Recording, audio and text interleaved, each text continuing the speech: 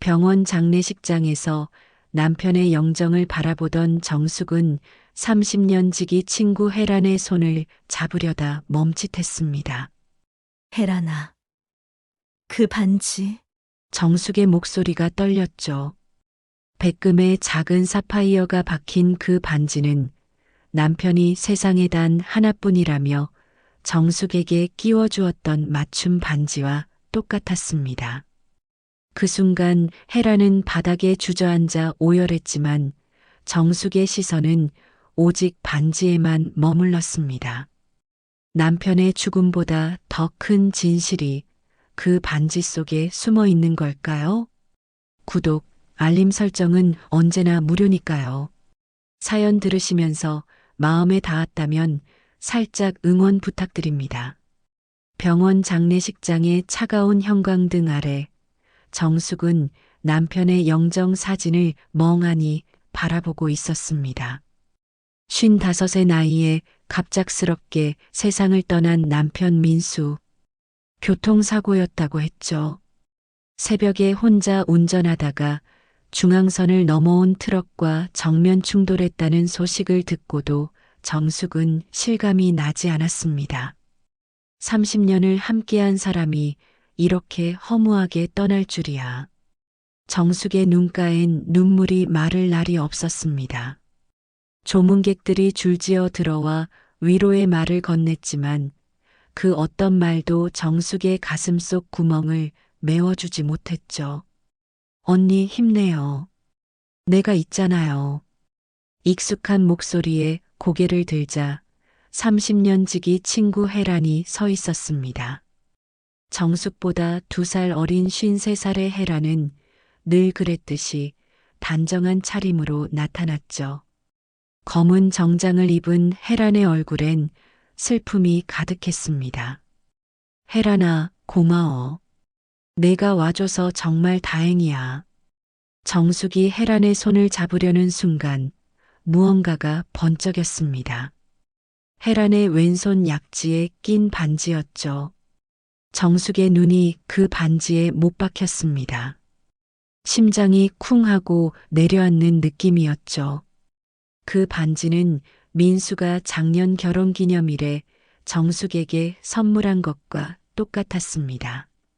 아니, 똑같은 정도가 아니라 완전히 동일했죠. 백금에 작은 사파이어가 박힌 독특한 디자인. 민수가 세상에 단 하나뿐인 맞춤 제작 반지라며 자랑스럽게 정숙의 손가락에 끼워주던 그 반지였습니다. 혜란아, 그 반지. 정숙이 떨리는 목소리로 물으려는 순간 혜란이 갑자기 무너져 내렸습니다. 언니, 어떡해요? 정말 어떡해요? 형부가 이렇게 갑자기 가실 줄 몰랐어요. 혜란은 바닥에 주저앉아 오열하기 시작했습니다. 주변 조문객들이 놀라 혜란을 일으켜 세웠죠. 정숙은 혜란의 그 과도한 슬픔이 오히려 이상하게 느껴졌습니다. 물론 오랜 친구의 남편이 죽었으니 슬프겠지만 이 정도로 무너질 일인가 싶었죠. 괜찮아, 혜란아. 일어나. 정숙이 혜란을 부축하면서도 시선은 계속 그 반지에 머물렀습니다. 혜란의 손가락에서 반짝이는 사파이어가 마치 정숙을 조롱하는 것 같았죠. 장례식장의 향 냄새가 머리를 어지럽게 만들었습니다. 정숙은 혜란을 의자에 앉히고는 다시 영정 앞으로 돌아갔죠. 민수의 사진 속 미소가 갑자기 낯설게 느껴졌습니다. 여보, 당신 나한테 숨긴 거 있어? 마음속으로 중얼거리며 정숙은 자신의 왼손을 바라봤습니다. 똑같은 반지가 그곳에 있었죠. 세상에 단 하나뿐이라던 반지가 어떻게 혜란의 손가락에도 있을 수 있을까요? 조문객들이 계속 들어왔지만 정숙은 아무것도 들리지 않았습니다. 오직 혜란의 손가락에서 반짝이는 그 반지만이 정숙의 시야를 가득 채웠죠. 의심의 씨앗이 가슴속에서 싹트기 시작했습니다. 저녁이 되자 조문객들이 하나둘 돌아갔습니다. 헤란도 언니, 내일 다시 올게요라며 일어섰죠. 정숙은 헤란을 배웅하면서도 그 반지를 다시 한번 확인했습니다. 틀림없었습니다. 디자인도 사파이어의 위치도 똑같았죠. 헤란아, 잠깐만. 정숙이 헤란을 불러 세웠습니다. 하지만 이내 고개를 저었죠. 지금은 남편의 장례식장입니다. 이런 곳에서 친구를 의심하는 건 옳지 않다고 생각했습니다. 아니야, 조심해서 가. 헤란이 돌아서는 순간 정숙은 헤란의 뒷모습에서 무언가 다른 것을 느꼈습니다. 평소와 다른 어색함이랄까요? 30년을 함께한 친구인데도 갑자기 낯선 사람처럼 느껴졌죠. 밤이 깊어가는 장례식장에서 정숙은 혼자 남았습니다. 영정 앞에 앉아 남편의 사진을 바라보며 생각에 잠겼죠. 그 반지의 의미가 무엇일까? 단순한 우연일까? 아니면 정숙이 알지 못했던 비밀이 있는 걸까? 차가운 장례식장의 공기가 정숙의 온몸을 휘감았습니다. 슬픔과 의심이 뒤섞인 복잡한 감정이 정숙을 괴롭혔죠. 남편을 잃은 슬픔도 슬픔이지만 가장 믿었던 친구에 대한 의심이 더욱 정숙을 힘들게 만들었습니다. 장례를 치른 뒤 일주일이 지났습니다. 정숙은 텅 빈 집에서 민수의 유품을 정리하고 있었죠. 서재 책상 서랍을 열자 각종 서류들이 쏟아져 나왔습니다. 보험 서류, 은행 거래 내역서, 그리고 민수가 평소에 메모하던 수첩들이었죠. 정숙은 하나하나 꼼꼼히 살펴보기 시작했습니다. 혹시라도 민수가 남긴 마지막 메시지가 있을까 싶어서였죠.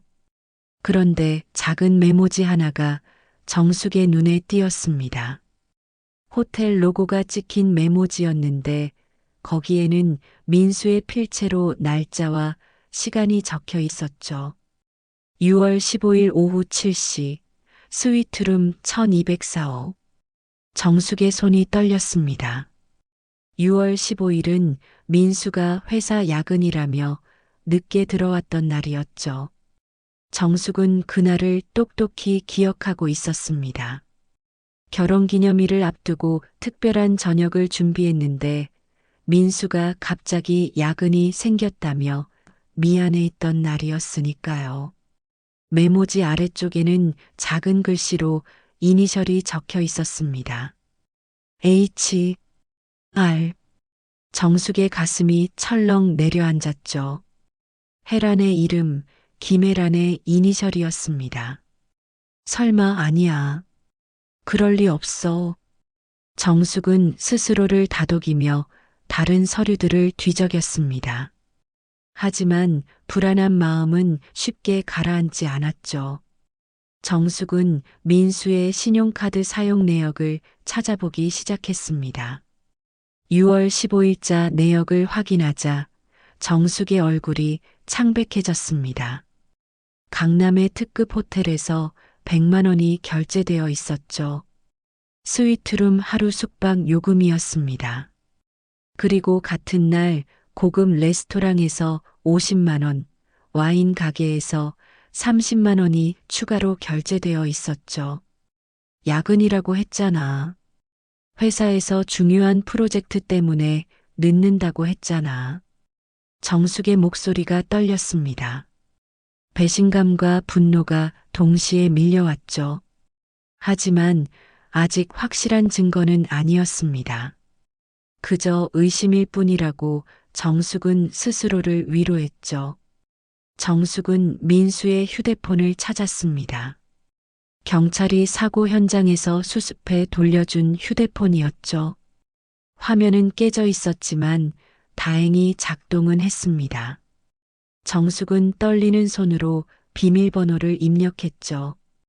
민수는 늘 같은 비밀번호를 썼습니다. 두 사람의 결혼 기념일이었죠. 통화 기록을 확인하자 정숙의 의심은 더욱 짙어졌습니다. 민수가 혜란과 통화한 기록이 수없이 많았죠. 특히 정숙이 친정에 가 있던 날이나 모임에 나간 날에는 유독 통화 시간이 길었습니다. 사고 당일의 통화 기록도 확인했습니다.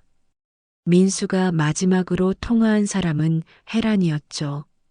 새벽 2시 30분, 통화 시간은 15분. 그리고 그로부터 1시간 뒤에 사고가 났다고 경찰은 말했습니다. 왜 새벽에 혜란이랑 통화를 했을까? 무슨 얘기를 15분이나 했을까? 정숙은 문자 메시지도 확인했습니다. 하지만 이상하게도 혜란과 주고받은 문자는 단 하나도 없었죠. 통화 기록은 그렇게 많은데 문자는 하나도 없다는 게 오히려 더 수상했습니다. 누군가 일부러 지운 것 같았죠. 정숙은 민수의 서재를 더 뒤지기 시작했습니다. 책장 뒤편에서 작은 봉투를 발견했죠. 봉투 안에는 사진 한 장이 들어 있었습니다. 민수와 혜란이 함께 찍은 사진이었죠. 배경은 제주도의 어느 해변이었습니다. 이게 언제 찍은 거지? 정숙은 사진을 자세히 들여다봤습니다. 두 사람은 너무나 행복해 보였죠. 민수의 표정은 정숙과 함께 있을 때보다 더 밝아 보였습니다. 그리고 혜란의 손가락에는 그 반지가 끼워져 있었죠. 정숙은 다리에 힘이 풀려 바닥에 주저앉았습니다. 더 이상 의심이 아니었죠. 민수와 혜란 사이에는 분명 무언가가 있었습니다. 정숙이 모르는 사이에 가장 믿었던 남편과 가장 친한 친구가 자신을 배신했던 것입니다. 30년을 함께 살았는데, 30년을 친구로 지냈는데, 정숙의 눈에서 눈물이 흘렀습니다. 하지만 이번엔 슬픔의 눈물이 아니었죠. 배신감과 분노의 눈물이었습니다. 정숙은 떨리는 손으로 증거들을 하나하나 모으기 시작했습니다. 호텔 메모지, 카드 사용 내역, 사진, 통화 기록. 이 모든 것들이 민수와 혜란의 불륜을 증명하는 증거였죠. 정숙은 민수의 회사 수첩도 확인했습니다. 거기서 더 충격적인 사실을 발견했죠.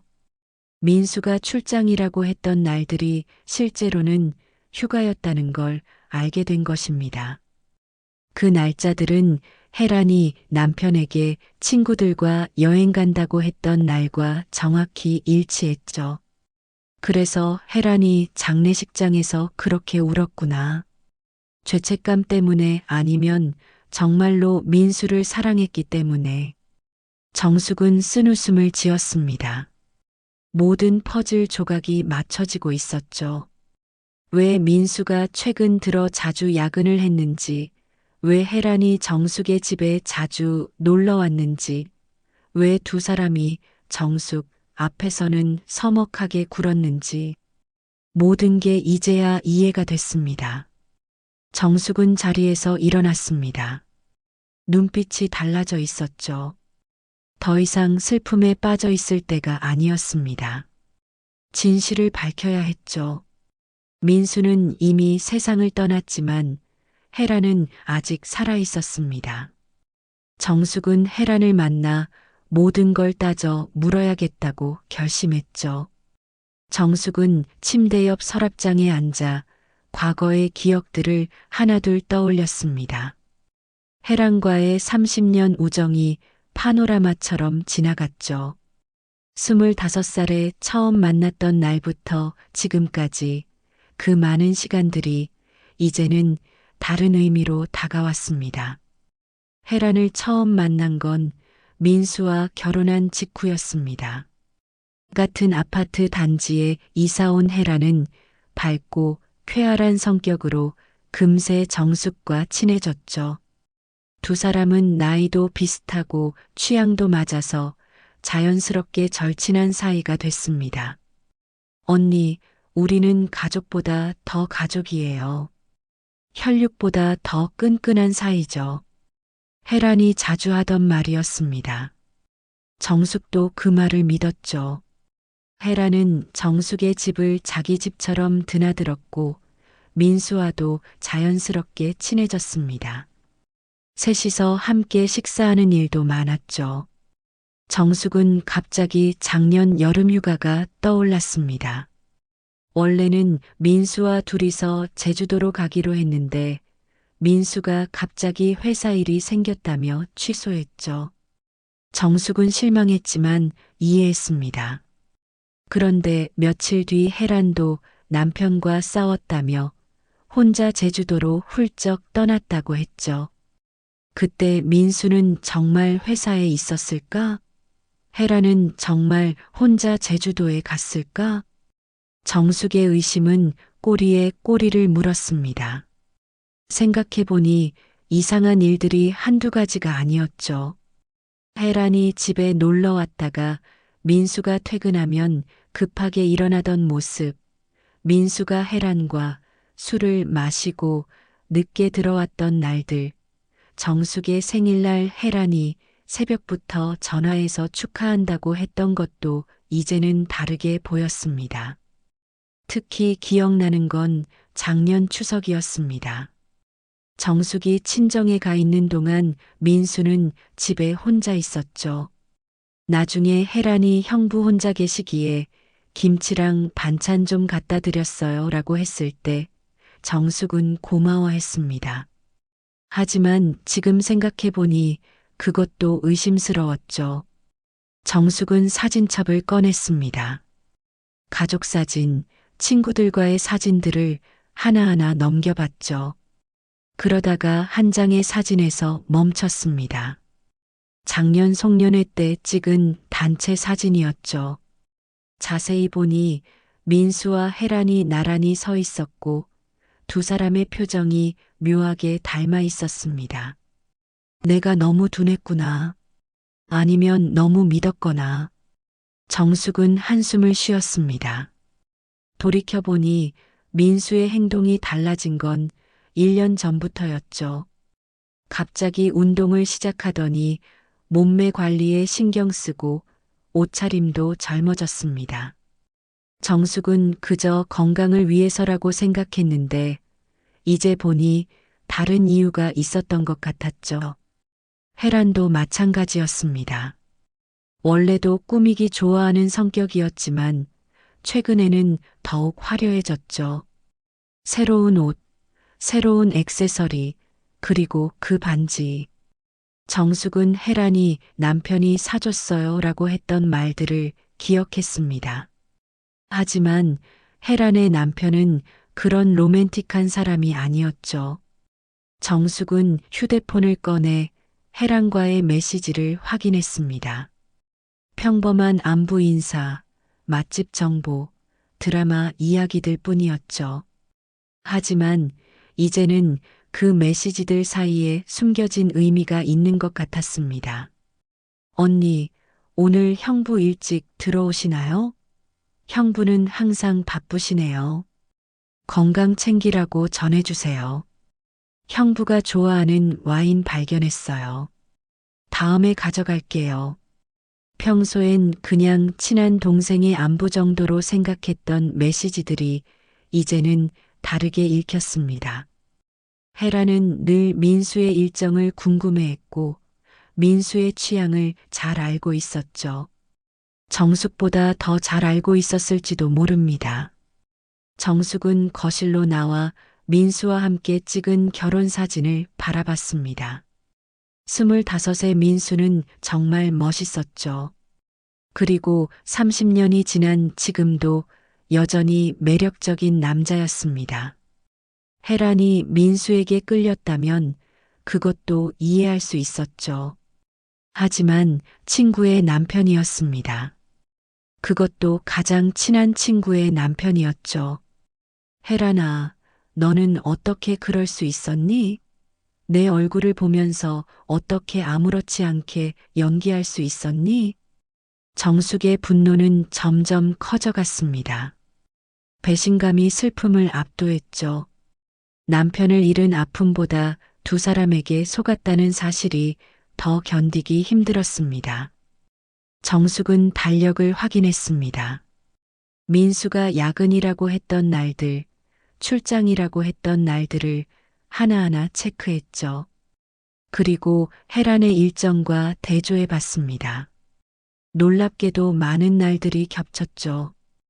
혜란이 모임에 간다거나 여행을 간다고 했던 날과 민수가 집을 비운 날이 일치했습니다. 계획적이었구나. 두 사람이 짜고 나를 속였구나. 정숙은 주먹을 꽉 쥐었습니다. 더 이상 추측이 아니었죠. 모든 정황이 두 사람의 불륜을 가리키고 있었습니다. 그리고 그 증거는 혜란의 손가락에 끼워진 반지였죠. 세상에 단 하나뿐이라던 그 반지가 모든 진실을 말해주고 있었습니다. 정숙은 결심했습니다. 혜란을 직접 만나 따져 물어야겠다고. 더 이상 이런 의심을 품고 살 수는 없었죠. 진실이 무엇이든 알아야 했습니다. 그래야 민수를 제대로 보낼 수 있을 것 같았죠. 정숙은 며칠 동안 더 많은 증거를 수집했습니다. 민수의 노트북을 열어 이메일을 확인하고 은행 거래 내역을 꼼꼼히 살폈죠. 그러던 중 충격적인 사실을 발견했습니다. 민수가 작년부터 매달 혜란의 계좌로 돈을 보내고 있었던 것입니다. 왜 혜란에게 돈을 보냈을까? 금액은 매번 달랐지만 적지 않은 액수였습니다. 50만 원에서 100만 원 사이였죠. 정숙은 민수의 이메일에서 혜란과 주고받은 메일도 발견했습니다. 대부분은 삭제되어 있었지만 휴지통에 몇 개가 남아 있었죠. 오늘 밤은 어려울 것 같아요. 정숙이가 의심하기 시작했어요. 조심해야 해요. 우리 만나는 걸 들키면 안 돼요. 그 반지 정말 마음에 들어요. 당신이 주는 건 뭐든 소중해요. 정숙의 손이 떨렸습니다. 더 이상 의심이 아니라 확신이었죠. 두 사람은 불륜 관계였고 민수는 혜란에게 돈까지 주고 있었습니다. 그리고 그 반지도 민수가 혜란에게 준 것이 분명했죠. 정숙은 민수의 차량 블랙박스도 확인했습니다. 사고 당일의 영상은 손상되어 볼 수 없었지만 그 전날들의 기록은 남아 있었죠. 놀랍게도 민수는 여러 번 혜란의 집 앞에 차를 세워놓고 있었습니다. 혜란의 남편이 출근한 후 시간대였죠. 낮에도 만났구나. 내가 집에 있을 때 민수가 외출하면 혜란을 만나러 간 거였구나. 정숙은 경찰서에도 들렀습니다. 사고 상황에 대해 더 자세히 알고 싶었죠. 담당 형사는 정숙에게 사고 당시 상황을 설명해 줬습니다. 피해자분은 과속을 하고 계셨습니다. 제한 속도가 60인 구간에서 120으로 달리고 계셨죠. 그리고 혈중 알코올 농도도 취소 수준이었습니다. 음주운전이었다고요? 정숙은 놀랐습니다. 민수는 평소 음주운전을 극도로 싫어하는 사람이었죠. 아무리 술을 마셔도 절대 운전대를 잡지 않았습니다. 그런 민수가 왜 그날은 음주운전을 했을까요? 그리고 이상한 점이 하나 더 있었습니다.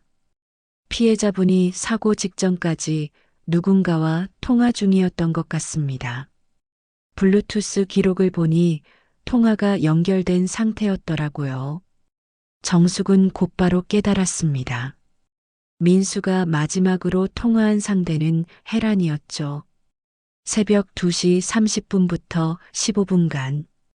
그리고 통화가 끝난 지 얼마 되지 않아 사고가 났습니다.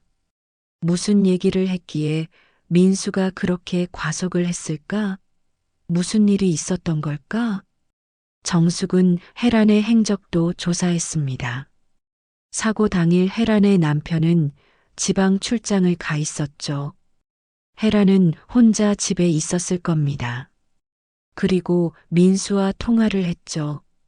어쩌면 민수는 혜란을 만나러 가는 길이었을지도 모릅니다. 정숙은 사설 탐정을 고용하는 것까지 생각해 봤지만 이미 충분한 증거가 있었습니다. 호텔 영수증, 통화 기록, 이메일, 송금 내역, 그리고 그 반지. 이 모든 것들이 민수와 혜란의 불륜을 증명하고 있었죠. 정숙은 민수의 회사 동료들에게도 연락을 했습니다. 조심스럽게 민수의 최근 행적에 대해 물었죠. 한 동료가 의미심장한 말을 했습니다. 민수 씨가 최근에 많이 행복해 보였어요. 무슨 좋은 일이라도 있었나 봐요. 항상 콧노래를 부르고 다녔거든요. 정숙은 쓴웃음을 지었습니다. 민수가 행복했다니. 그 행복이 혜란 때문이었다니. 30년을 함께한 아내인 자신은 민수를 행복하게 해주지 못했던 걸까요? 정숙은 혜란의 주변도 조사했습니다. 혜란이 자주 가는 미용실, 카페, 헬스클럽. 그곳 사람들에게 조심스럽게 물어봤죠. 한 미용실 원장이 기억을 더듬으며 말했습니다. 혜란 씨가 작년부터 부쩍 예뻐지셨어요. 연애하는 사람처럼 빛이 났죠. 남편이랑 사이가 좋아지셨나 했는데 가끔 전화 받을 때 보면 남편은 아닌 것 같더라고요. 모든 퍼즐 조각이 맞춰졌습니다. 민수와 혜란은 적어도 1년 전부터 불륜 관계였고 두 사람은 정숙을 철저히 속였습니다. 민수는 혜란에게 돈을 주고 선물을 사주고 심지어 정숙과 똑같은 반지까지 만들어줬죠. 정숙은 분노로 몸을 떨었습니다. 하지만 동시에 차가운 이성이 돌아왔죠. 이제 혜란을 만나야 할 때였습니다. 모든 증거를 들이대고 진실을 요구해야 했죠. 그리고 민수의 죽음에 대한 진실도 알아내야 했습니다. 혜란아, 내가 민수를 죽인 거나 다름없어. 그날 밤 무슨 얘기를 했기에 민수가 그렇게 됐는지 알아야겠어. 정숙은 증거들을 파일에 정리했습니다. 호텔 영수증, 통화 기록, 이메일, 송금 내역, 사진들. 그리고 가장 중요한 증거인 반지의 사진도 찍어뒀죠. 이제 혜란과 대면할 준비가 끝났습니다. 정숙은 혜란에게 전화를 걸었습니다. 평소처럼 자연스럽게 말하려 했지만 목소리가 떨렸죠. 혜란아, 시간 있어? 차나 한잔하자. 언니, 그럼요. 언니 목소리가 많이 지쳤네요. 힘드시죠? 혜란의 다정한 목소리가 오히려 정숙을 더 화나게 만들었습니다. 두 사람은 늘 만나던 카페에서 만나기로 했죠. 정숙은 가방에 증거 파일을 넣고 집을 나섰습니다. 카페에 먼저 도착한 정숙은 구석 자리에 앉아 기다렸습니다. 잠시 후 혜란이 들어왔죠. 검은색 원피스에 선글라스를 쓴 혜란의 손가락에는 여전히 그 반지가 끼워져 있었습니다. 언니 많이 수척해졌네요. 밥은 제대로 드세요? 혜란이 걱정스러운 표정으로 정숙의 손을 잡으려 했습니다. 정숙은 슬며시 손을 뺐죠. 혜란아, 그 반지 정말 예쁘다. 어디서 샀어? 정숙의 갑작스러운 질문에 혜란의 표정이 순간 굳었습니다. 하지만 곧 미소를 지으며 대답했죠. 아, 이거요? 종로 보석상에서 샀어요. 마침 세일하길래. 그래, 나도 똑같은 거 하나 사고 싶은데 어느 가게인지 알려줄 수 있어? 혜란의 눈빛이 흔들렸습니다. 손으로 반지를 만지작거리며 말을 더듬었죠. 그게 정확히 기억이 안 나네요. 지나가다가 우연히 들어간 곳이라. 정숙은 가방에서 서류를 꺼냈습니다. 호텔 영수증을 혜란 앞에 내밀었죠. 6월 15일 민수가 야근한다고 했던 날이야. 근데 이상하네. 왜 호텔 영수증이 있을까? 혜란의 얼굴이 창백해졌습니다. 커피잔을 든 손이 미세하게 떨렸죠. 그리고 더 이상한 건 이 메모지야. 민수 글씨로 H, R, 이라고 적혀 있어. 너의 이니셜 아니니? 언니, 이게 무슨, 아직 끝이 아니야. 정숙은 통화 기록과 이메일 출력물을 차례로 꺼냈습니다. 혜라는 서류들을 보며 점점 작아졌죠. 민수가 너한테 매달 돈을 보냈더라. 왜 그랬을까? 그리고 이 이메일 좀 봐. 그 반지 정말 마음에 들어요라고 내가 썼네. 혜라는 더 이상 부인할 수 없다는 걸 알았는지 고개를 숙였습니다. 그래도 끝까지 거짓말할 거야? 이 반지 민수가 준 거 맞지? 긴 침묵이 흘렀습니다. 혜란의 눈에서 눈물이 떨어졌죠. 하지만 정숙은 동정심을 느끼지 않았습니다. 언니, 미안해요. 정말 미안해요. 미안하다고? 그게 끝이야? 30년 우정이 그렇게 가벼웠어? 혜란이 고개를 들었습니다. 눈물로 범벅이 된 얼굴이었지만 그 눈빛에는 묘한 도전이 담겨 있었죠. 언니는 몰라요. 민수 오빠가 얼마나 외로워했는지. 언니는 항상 바빴잖아요. 모임이다, 친정이다. 항상 민수 오빠를 혼자 뒀잖아요. 그래서 그게 내가 내 남편을 유혹한 이유야? 유혹이라니요. 우리는 서로 사랑했어요. 진짜 사랑이었다고요. 혜란의 목소리가 높아졌습니다. 주변 사람들이 쳐다봤지만 혜란은 아랑곳하지 않았죠. 언니가 민수 오빠를 제대로 사랑했다면 이런 일은 없었을 거예요. 오빠는 나한테서 위로를 찾았어요. 내가 오빠를 행복하게 해줬다고요. 정숙은 주먹을 꽉 쥐었습니다. 화가 치밀어 올랐지만 최대한 침착하려고 노력했죠. 그래서 민수가 죽은 날 밤에도 통화했구나. 새벽 2시 반에 15분이나. 무슨 얘기를 했어? 혜란의 표정이 다시 어두워졌습니다. 그날 헤어지자고 했어요. 더 이상은 안 되겠다고. 언니한테 너무 미안하다고. 죄책감에 미칠 것 같다고 하더라고요. 그래서 난 안 된다고 했죠. 이미 너무 멀리 와버렸다고. 언니한테 다 말하겠다고 협박도 했어요. 그랬더니 오빠가 엄청 화를 내더라고요. 정숙은 민수가 음주운전을 한 이유를 이제야 알 것 같았습니다. 혜란과의 다툼 후에 홧김에 술을 마시고 운전대를 잡았던 거죠. 내가 민수를 죽인 거나 다름없어. 내 집착과 욕심이 민수를 죽음으로 몰고 간 거야. 아니에요. 난 오빠를 사랑했어요. 진심으로 사랑했다고요. 혜란이 울부짖었습니다. 하지만 정숙은 차가운 눈빛으로 혜란을 바라봤죠. 사랑? 남의 남편을 빼앗는 게 사랑이야? 친구를 배신하는 게 사랑이야? 언니는 이해 못해요. 우리가 얼마나 서로를 원했는지, 얼마나 행복했는지. 그래, 너희는 행복했겠지. 나를 속이면서, 나를 조롱하면서 행복했겠지. 정숙은 자리에서 일어났습니다. 더 이상 혜란과 대화할 필요가 없었죠.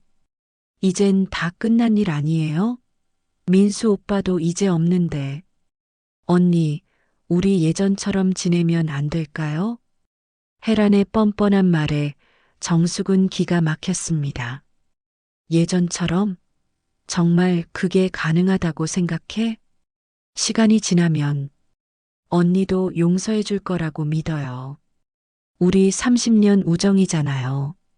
정숙은 혜란을 마지막으로 한번 바라봤습니다. 한때는 가장 친했던 친구, 이제는 가장 증오하는 사람이 된 혜란을. 혜란아, 넌 이제 내 친구가 아니야. 아니, 처음부터 친구가 아니었나 봐. 정숙은 카페를 나온 후 곧바로 집으로 돌아왔습니다.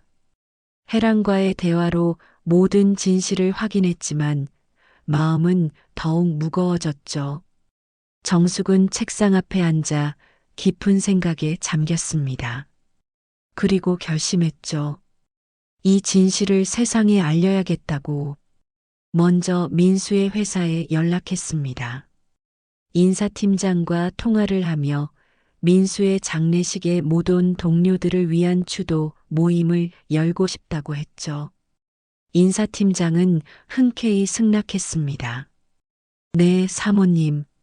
좋은 생각이십니다. 민수 부장님을 그리워하는 직원들이 많거든요.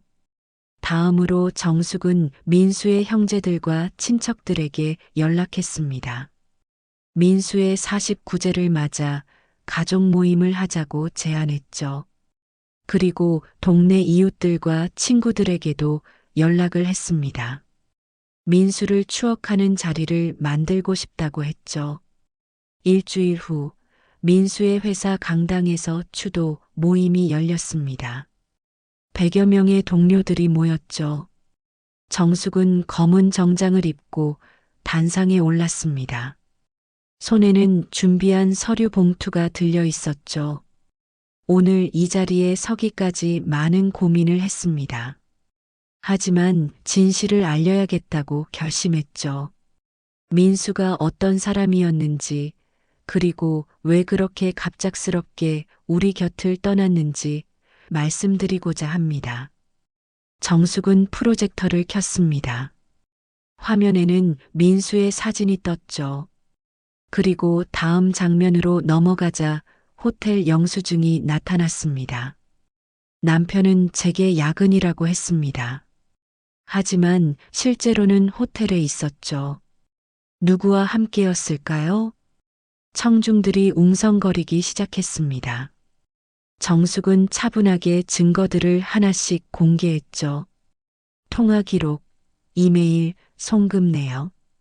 그리고 마지막으로 혜란과 민수가 함께 찍은 사진을 보여줬습니다. 이 여자는 제 30년지기 친구 김혜란입니다. 그리고 제 남편과 불륜 관계였죠. 강당이 술렁였습니다. 민수를 아끼던 동료들의 표정이 충격으로 일그러졌죠. 정숙은 혜란의 손가락에 낀 반지 사진도 보여줬습니다. 세상에 단 하나뿐이라며 제게 선물한 반지와 똑같은 것을 민수는 혜란에게도 만들어줬습니다. 제가 얼마나 바보 같았는지 이제야 깨달았죠. 한 여직원이 손을 들고 말했습니다. 사모님, 저도 이상하다고 생각했어요. 부장님이 자주 전화 통화하시면서 나가시는 걸 봤거든요. 표정이 너무 행복해 보이셔서 다른 동료들도 하나둘 증언을 하기 시작했습니다. 민수가 점심시간에 자주 외출했다는 것, 야근이라고 하면서도 실제로는 회사에 없었다는 것 등을 말했죠. 정숙은 마지막으로 경찰의 사고 조사 보고서를 공개했습니다. 민수는 그날 음주운전을 했습니다. 평소 절대 음주운전을 하지 않던 사람이었죠. 하지만 혜란과 통화 후 화가 나서 술을 마시고 운전을 했습니다.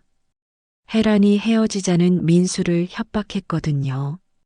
청중들 사이에서 분노의 목소리가 터져 나왔습니다.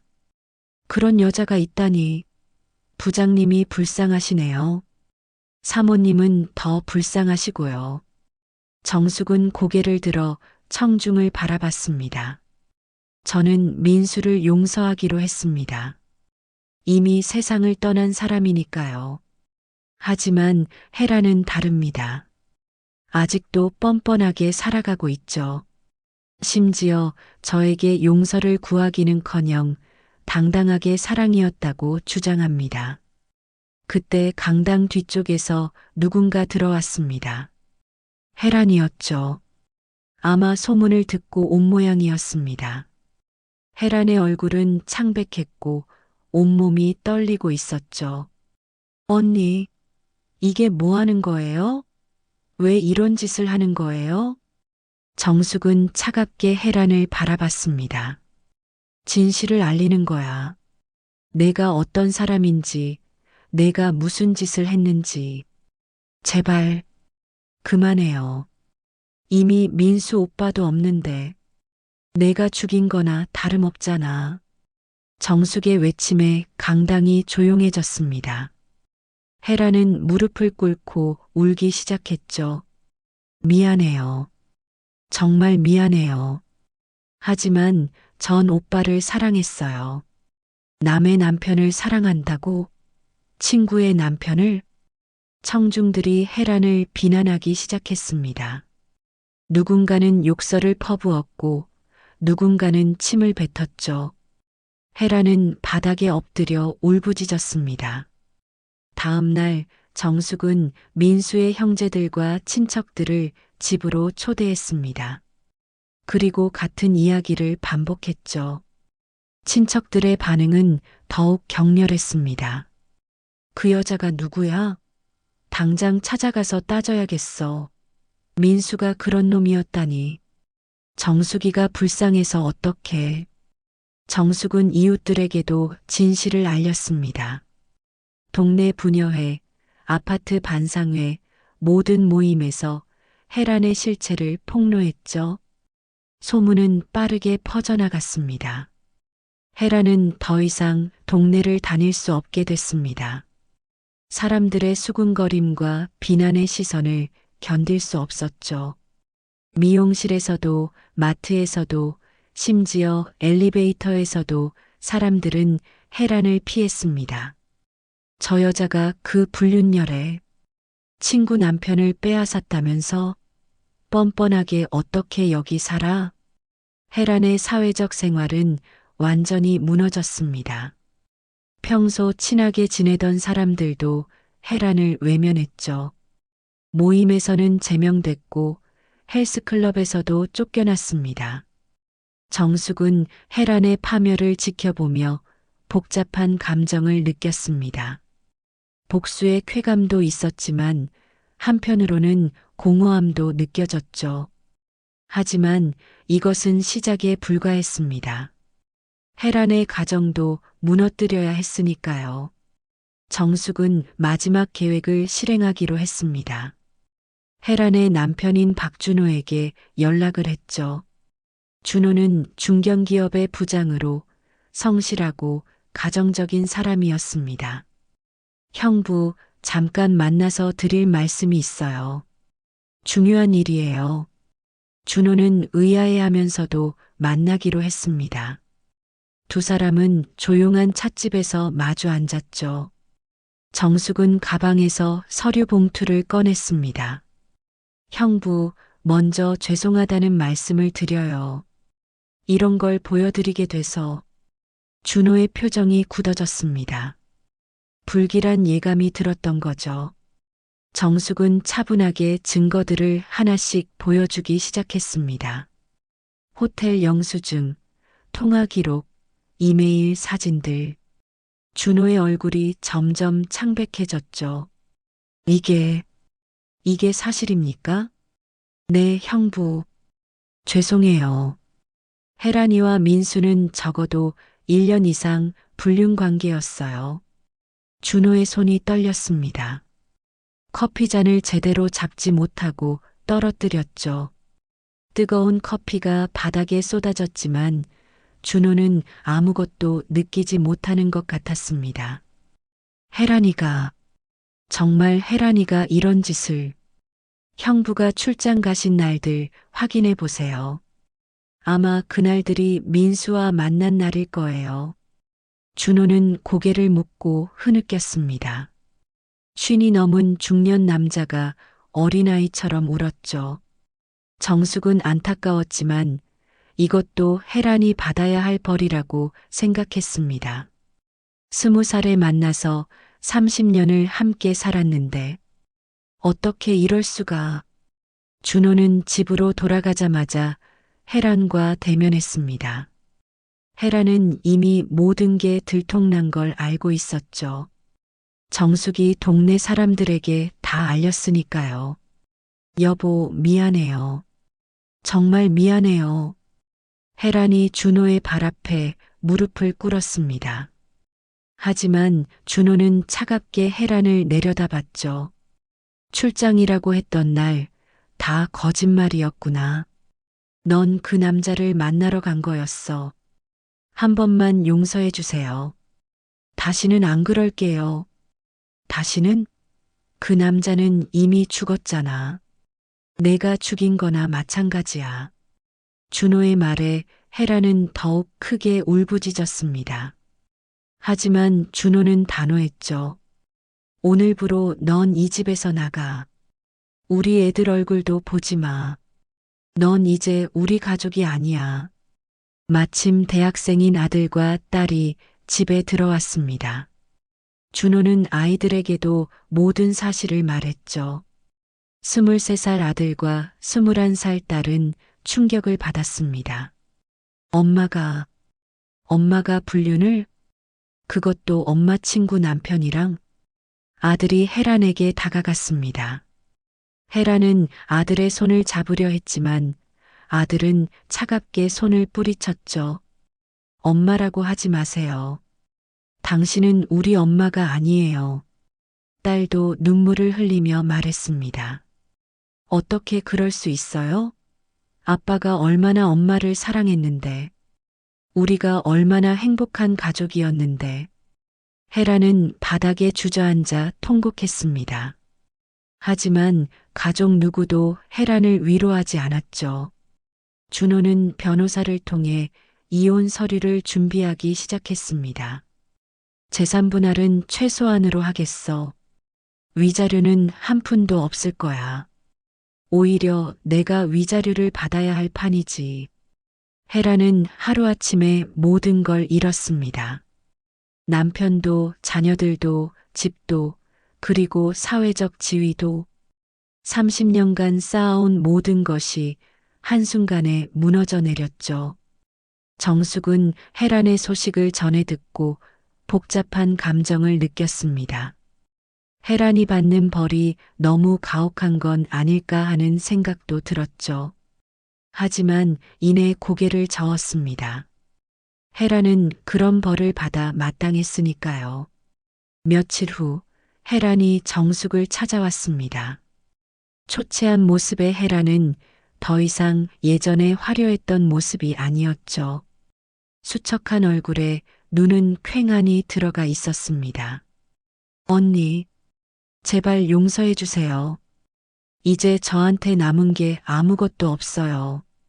정숙은 대문을 열어주지 않았습니다. 인터폰으로만 말했죠. 혜란아, 넌 이제 내게 아무것도 아니야. 다시는 찾아오지 마. 언니, 제발 한 번만 만나주세요. 죽을 것 같아요. 혜란이 대문 앞에서 무릎을 꿇고 울부짖었습니다. 이웃들이 나와서 구경했죠. 그들의 눈빛에는 경멸과 조롱이 가득했습니다. 저 여자가 그 불륜녀구나. 뻔뻔하게 어떻게 여기를 찾아와? 정숙 씨가 불쌍하지. 저런 년하고 친구였다니. 혜란은 결국 일어설 수밖에 없었습니다.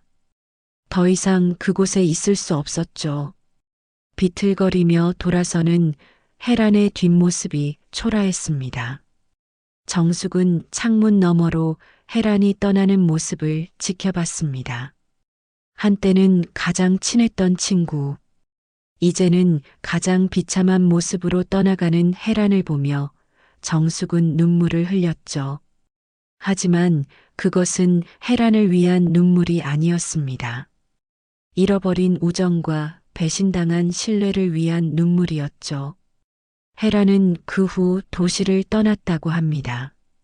어디로 갔는지는 아무도 몰랐죠. 가족도 친구도 아무것도 없는 혜란은 그렇게 사라졌습니다. 정숙은 혜란이 남기고 간 상처를 안고 살아가야 했습니다. 하지만 적어도 정의는 실현됐다고 생각했죠. 혜란은 자신이 저지른 죄의 대가를 치렀으니까요. 혜란이 떠난 지 한 달이 지났습니다. 정숙은 민수의 납골당을 찾았죠. 하얀 대리석 위에 새겨진 민수의 이름을 보며 정숙은 깊은 한숨을 쉬었습니다. 여보, 이제 다 끝났어요. 당신이 숨겼던 비밀도, 혜란과의 일도 모든 게 끝났어요. 정숙은 가방에서 민수가 준 반지를 꺼냈습니다. 햇빛에 반짝이는 사파이어가 여전히 아름다웠죠. 하지만 이제 이 반지는 배신의 상징일 뿐이었습니다. 당신이 남긴 건 결국 배신뿐이었네요. 30년을 함께 살았는데 마지막에 남은 건 거짓과 배신뿐이라니. 정숙은 반지를 납골함 앞에 내려놓았습니다. 더 이상 이 반지를 끼고 싶지 않았죠.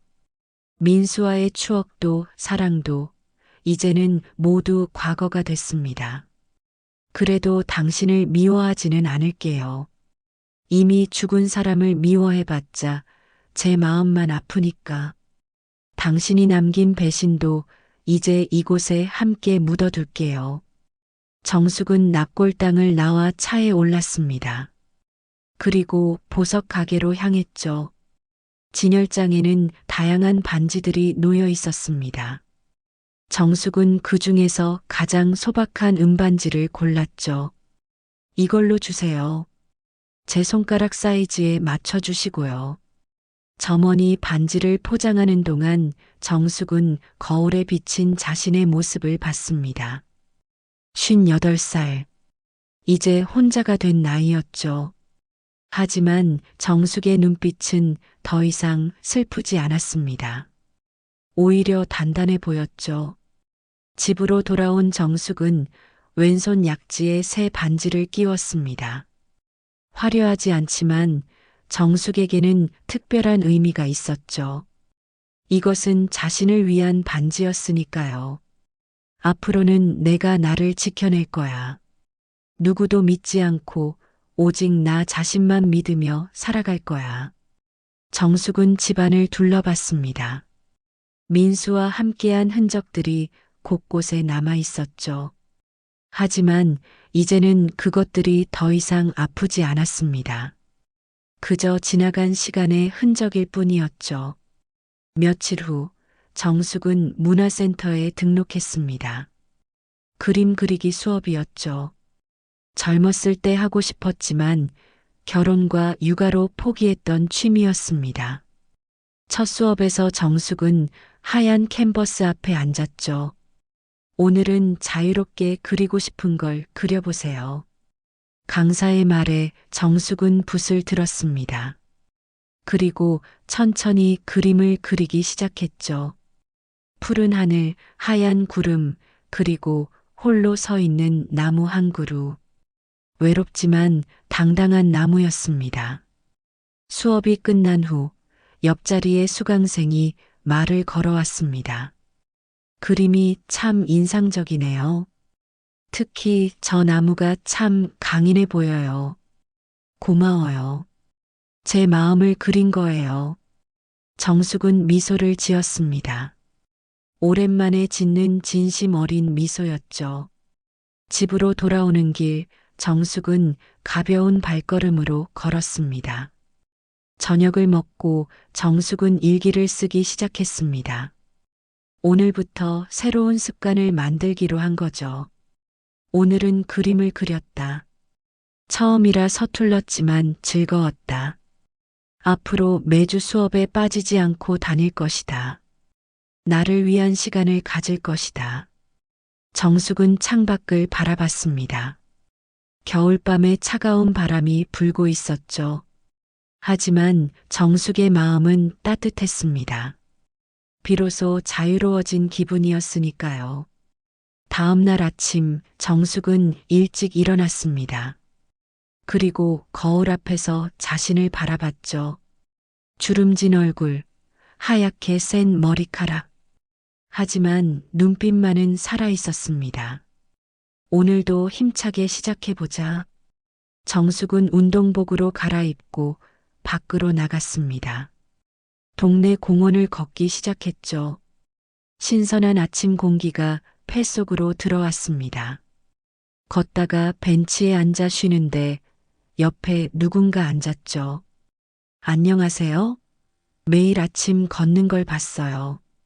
동네 이웃이었습니다. 정숙과 비슷한 나이의 여성이었죠. 네, 건강을 위해서 시작했어요. 혼자 걷기 심심하시면 같이 걸을까요? 저도 매일 나오거든요. 정숙은 잠시 망설였습니다. 해랑과의 일로 사람을 믿기 어려워졌으니까요.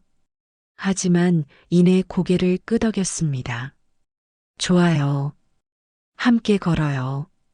두 사람은 나란히 걷기 시작했습니다. 특별한 대화는 없었지만 편안했죠. 정숙은 깨달았습니다. 모든 관계가 배신으로 끝나는 건 아니라는 걸. 상처받았다고 해서 영원히 혼자 살 수는 없다는 걸. 집으로 돌아온 정숙은 샤워를 하고 아침을 차렸습니다. 된장찌개와 나물 반찬. 소박하지만 정성스러운 한 끼였죠.